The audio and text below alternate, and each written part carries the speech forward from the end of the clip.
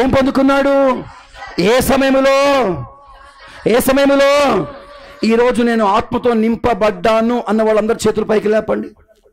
ఈరోజు నేను ఆత్మతో నింపబడ్డాను అన్న వాళ్ళు మాత్రం చేయి పైకి లేపండి. మిగతా వారికి అభిషేకం లేదా? ఉంది కదా, మరి ఎందుకు ఆత్మతో నింపబడలేదు? కొందరు ఎలా ఉంటారో తెలుసా, డమ్ము కొడుతూనే బాగా భయంకరంగా ఎగరేస్తారు, దయ్యాలు అన్ని జాగ్రత్త.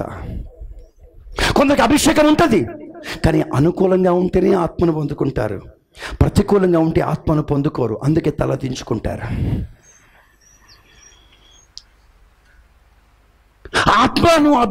ఆత్మాభిషేకాన్ని స్టెఫెను ఏ టైంలో పొందుకున్నాడు? రాళ్లతో కొట్టబడుతున్న వేళ, అందుకే తల పైకి ఎత్తగలిగాడు. ఆమె చెప్పండి, పాయింట్ ఏంటి తెలుసా? అన్ని పరిస్థితుల్లో దేవుని ఆత్మ చేత నింపబడే వానిగా నువ్వు ఉండాలి. హల్లెలూయా.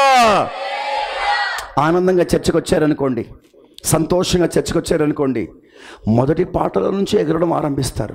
మొదటి పాటల నుంచి ఎగురుతుంటారు ఆఖరి పాట వరకు.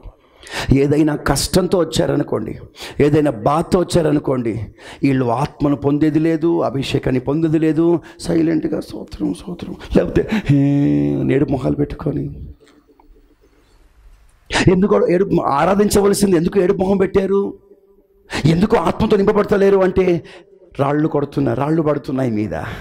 ఏం పడుతున్నాయి? ఏంట రాళ్ళు?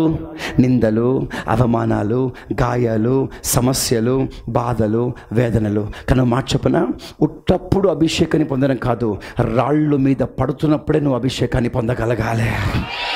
హల్లెలూయా. ఆనందంగా ఉన్నప్పుడు మాత్రమే కాదు, దుఃఖకరమైన సమయంలో కూడా ఒక బలమైన అభిషేకం నేను తాకగలగాలి. Praise the Lord. అలసిపోయానయ్యా, అభిషేకం పొందే ఓపిక లేదు.